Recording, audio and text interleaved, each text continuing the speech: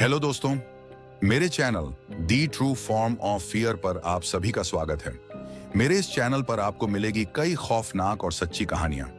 यदि आपके पास भी कोई सच्ची कहानी है तो मुझे मेरे टेलीग्राम या जीमेल पर भेज सकते हैं। मैं आपकी कहानियों को दूसरों तक पहुंचाने की कोशिश करूंगा।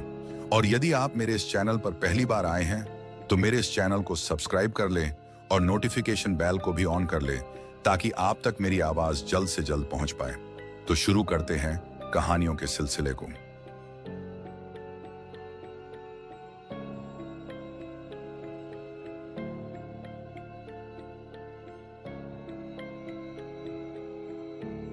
आज की पहली कहानी मेरे व्यूअर ने मुझे भेजी है, तो कहानी को शुरू करते हैं। जंगल में काम करते हुए आप हर समय खुद को यह याद दिलाते हैं कि अकेले होने या जंगल के बीच में खो जाने का डर कभी अपने ऊपर हावी न होने दें। लेकिन कभी कभी ऐसी घटनाएं होती हैं जो आपके दिमाग पर गहरा असर डालती हैं। ऐसी घटनाएं जिन्हें आप चाहकर भी भूल नहीं सकते। अब तक की मेरी सबसे डरावनी घटना ने मुझे इस बात पर गंभीरता से सोचने पर मजबूर कर दिया कि क्या यह नौकरी मेरे लिए सही है। यह घटना वसंत के अंत में हुई थी। यह एक आम गुमशुदा बच्चे का मामला था। एक 4 साल की बच्ची अपने परिवार के कैंप साइट से भटक गई थी और 2 घंटे से लापता थी। उसके माता पिता पूरी तरह टूट चुके थे और वही बात कह रहे थे जो ज्यादातर माता पिता कहते हैं, हमारी बेटी कभी अकेले नहीं जाती, वह हमेशा पास रहती है। उसने पहले ऐसा कभी नहीं किया। हमने माता पिता को भरोसा दिलाया कि हम उसे ढूंढने के लिए पूरी कोशिश करेंगे और सर्च टीम बनाकर फैल गए।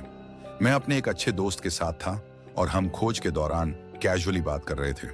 ये सुनने में बेरुखा लग सकता है, लेकिन इस काम को लंबे समय तक करने के बाद आप थोड़े असंवेदनशील हो जाते हैं। हमने लगभग 2 घंटे तक खोज की और उस इलाके से काफी दूर निकल गए जहां वह हो सकती थी।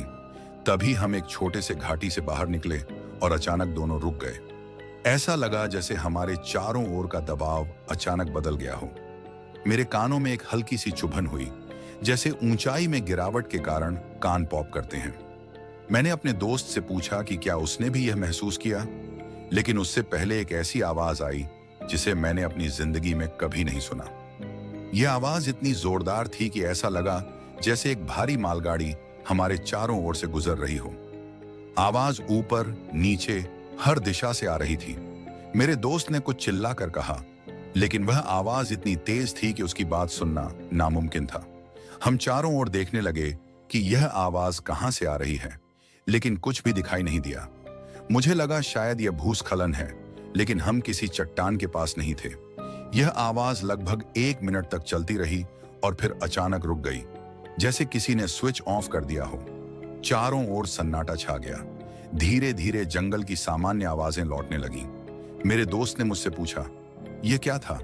लेकिन मेरे पास कोई जवाब नहीं था। मैंने रेडियो पर बाकी टीम से पूछा कि क्या किसी और ने यह आवाज सुनी, लेकिन किसी ने कुछ नहीं सुना। इसके बाद हम खोज जारी रखते हुए रात तक खोजते रहे, लेकिन बच्ची का कोई सुराग नहीं मिला। आधी रात के करीब हम लौटने की तैयारी कर रहे थे। तभी मेरे दोस्त ने अपनी टॉर्च एक तरफ चमकाई जहां मृत पेड़ों का एक झुंड था। उसने कहा, सुनो। मैं ध्यान से सुनने लगा। दूर से एक बच्चे के रोने की आवाज आ रही थी। हमने उस आवाज की दिशा में आगे बढ़ना शुरू किया, लेकिन जितना पास जाते मेरे मन में एक अजीब सा डर बढ़ता जा रहा था।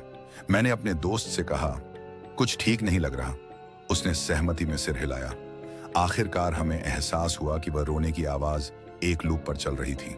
वही रोना, वही हिचकी, हर बार बिल्कुल वैसा ही। यह समझते ही हम बिना कुछ कहे उल्टा भागने लगे।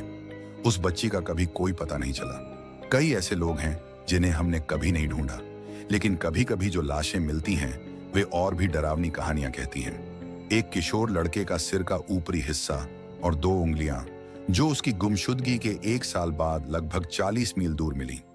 एक बुजुर्ग आदमी की केवल श्रोणि की हड्डी जो उसकी गुमशुदगी के 1 महीने बाद मिली।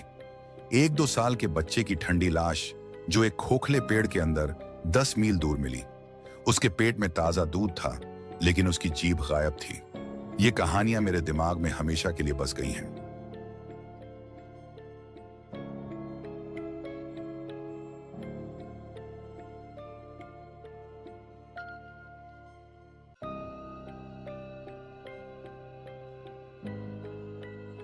आज की दूसरी कहानी ब्रह्मकली का शाप पर है। तो किसी छोटे से गांव में एक पुरानी हवेली खड़ी थी। हवेली बहुत बड़ी थी, लेकिन उसकी दीवारों पर घना जंगल उगाया था और खिड़कियों के कांच भी टूट चुके थे। यह हवेली गांव के किनारे पर स्थित थी और लोग उसे भूतिया हवेली कहते थे।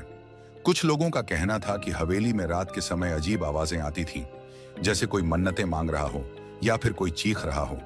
गांव में एक युवक अर्जुन रहता था जो बहुत साहसी था। अर्जुन को हमेशा से ही रहस्यों को सुलझाने का शौक था। एक दिन गांव के बुजुर्गों ने हवेली के बारे में कुछ अजीब बातें सुनाई। उन्होंने बताया कि हवेली में एक समय में एक साध्वी ब्रह्मकली रहती थी जो अपार शक्तियों वाली थी। वह साध्वी गांव वासियों की मदद करती थी, लेकिन एक दिन उसकी शक्तियों का दुरुपयोग किया गया और उसे शाप दे दिया गया। अब उसकी आत्मा हवेली में बसी हुई है और जो भी वहां जाता है उसकी जिंदगी में अजीब घटनाएं घटने लगती हैं। अर्जुन ने यह सब सुना और तय किया कि वह इस रहस्य को सुलझाएगा। वह रात के समय हवेली की ओर बढ़ा। हवेली के पास पहुंचते ही उसे लगा जैसे कोई उसकी आंखों के सामने से गुजर रहा हो, लेकिन जब उसने पलट कर देखा तो वहां कुछ भी नहीं था। हवेली के दरवाजे पर एक तख्ती लटकी थी जिस पर लिखा था, जो भी इस हवेली में प्रवेश करेगा वह शापित होगा। अर्जुन ने यह तख्ती नजरअंदाज करते हुए हवेली का दरवाजा खोला। अंदर घुसते ही एक ठंडी हवा का झोंका आया और अंधेरा गहरा हो गया। अर्जुन के कदम धीरे धीरे उस हवेली के अंदर बढ़ने लगे और तभी उसे एक पुरानी आवाज सुनाई दी। तुम आए हो अर्जुन? वह चौंका, कौन है? लेकिन कोई जवाब नहीं मिला। अर्जुन ने खुद को संभाला और हवेली के भीतर घुसता चला गया। अर्जुन हवेली के एक कमरे में पहुंचा। कमरे के बीचों बीच एक पुराना सिंहासन रखा हुआ था।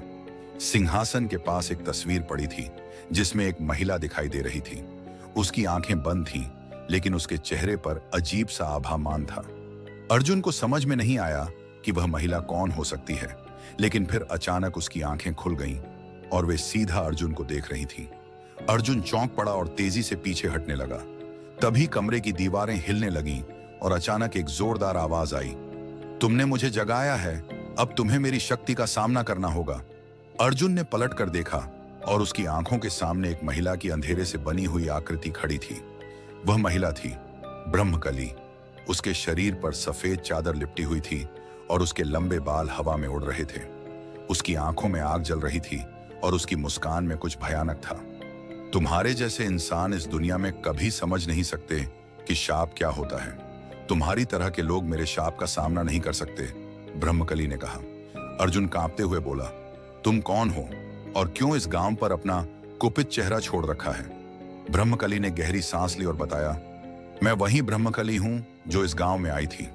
मैंने अपनी शक्तियों से सभी को मदद दी, लेकिन एक दिन एक बहुत बड़े धोखे ने मुझे अपनी शक्तियों का दुरुपयोग करने पर मजबूर किया। मेरी शक्तियां मुझसे छीन ली गईं और मैं इस हवेली में बंद कर दी गई। अब मैं सजा पा रही हूं। अर्जुन ने समझा कि ब्रह्मकली की आत्मा का शांति पाने का एक ही तरीका है। वह अपने शाप को समाप्त करने के लिए उसे कुछ शर्तों को पूरा करने के लिए तैयार करे। क्या तुम मेरे शाप को समाप्त कर सकते हो? अर्जुन ने डरते हुए पूछा। ब्रह्मकली ने कहा, तुम्हें यह हवेली छोड़कर यहाँ की सच्चाई को गांव वालों को बताना होगा। अगर तुमने यह काम किया तो मेरा शाप खत्म हो जाएगा और मुझे शांति मिलेगी। अर्जुन ने पूरी रात हवेली में बिताई, ब्रह्मकली की आत्मा से बात करने की कोशिश की और सुबह होने पर गांव लौट आया। उसने सबको बताया कि ब्रह्मकली का शाप सिर्फ एक भूल चूक का परिणाम था और अब वह शाप मुक्त हो सकती है अगर वे अपनी गलती सुधारें। गांव वालों ने अर्जुन की बात मानी और ब्रह्मकली के सम्मान में एक पूजा का आयोजन किया। जैसे ही पूजा खत्म हुई, हवेली से अजीब आवाजें आनी बंद हो गईं और आसमान साफ हो गया। ब्रह्मकली की आत्मा ने शांति पाई और वह हवेली से निकल गई। अर्जुन की बहादुरी ने न केवल गांव को शांति दी, बल्कि एक पुरानी आत्मा को भी मुक्ति दिलाई। हवेली अब पूरी तरह शांत हो चुकी थी और अर्जुन ने यह सीखा कि साहस और सत्य की शक्ति सबसे बड़ी होती है। आज के लिए फिलहाल इतना ही। यदि आपने मेरे चैनल को सब्सक्राइब नहीं किया तो जल्दी से कर लें और जुड़े मेरे साथ। मिलते हैं किसी और रात को किसी और की कहानी के साथ।